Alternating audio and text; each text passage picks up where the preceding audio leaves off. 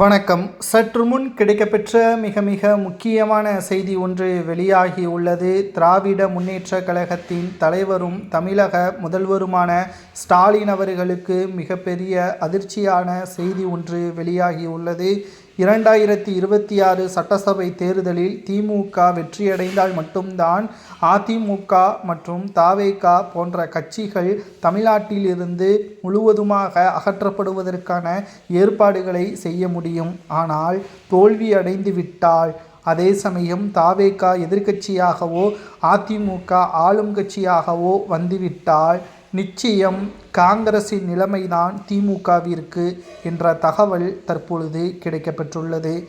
ஏன் நாம் இதை கூறுகிறோம் என்றால், உளவுத்துறை சொன்ன கருத்துக்கணிப்பின் அடிப்படையில் கிட்டத்தட்ட பல கோடிகள் ஊழல், முறைகேடு, சட்டத்திற்கு விரோதமான செயல்பாடுகள் என்று அதிக அளவில் திமுகவின் அமைச்சர்கள் செய்ததன் காரணமாகவும் மக்கள் மத்தியில் திமுகவிகளையும் வாக்குறுதிகளையும் நிறைவேற்றாத காரணத்தினால் திமுக இந்த முறை ஆட்சியே அமைக்க வேண்டாம் என்ற முடிவிற்கு தமிழக மக்கள் வந்துவிட்டார்கள். இனியும் யாரையும் ஏமாற்ற முடியாது.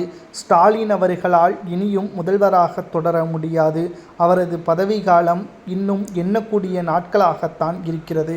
இன்னும் சரியாக 52 நாட்கள்தான் அவர் முதல்வராக அவர் பதவியில் இருப்பார். மேலும் தேர்தல் ஆணையம் உத்தரவின் அடிப்படையில் வருகின்ற 1ஆம் தேதியிலிருந்து அவரது அதிகாரங்களும் முழுமையாக பறிக்கப்படும். பெயரளவிற்கு மட்டும்தான் முதல்வர் எந்த ஒரு உத்தரவையும் பிறப்பிக்க முடியாது. காவல்துறை அதிகாரிகளது முழுவதுமான ஒட்டுமொத்த கட்டுப்பாடுகள் தேர்தல் ஆணையத்திற்கு வந்துவிடும்.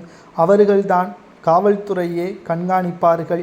ஸ்டாலின் அவர்கள் ஒவ்வொரு தொகுதிகளிலும் பணப்பட்டுவாடாவை நேரடியாகவோ மறைமுகமாகவோ அமைச்சர்களோ எம்எல்ஏக்களோ நிர்வாகிகளோ தொண்டர்களோ மேற்கொண்டால், அதை ஆதாரத்துடன் கைப்பற்றினால் திமுக தேர்தலில் போட்டியிடுவதற்கு தடை கூட விதிக்கலாம் என்ற தகவலும் கிடைக்கப்பெற்றுள்ளது.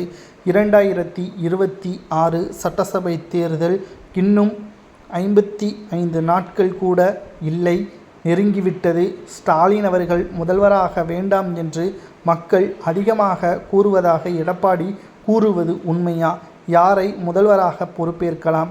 அதற்கு தகுதியானவர்கள் யார் என்பதை மறக்காம கமெண்ட் வாயிலாக கூறுங்கள். தமிழகத்தில் 50 ஆண்டு காலம் அதிமுக திமுக ஆட்சியை அமைத்தது குறிப்பிடத்தக்கது. மாற்றத்தை தமிழக மக்கள் விரும்புகிறார்களா என்பதையும் கமெண்ட் வாயிலாக கூறு.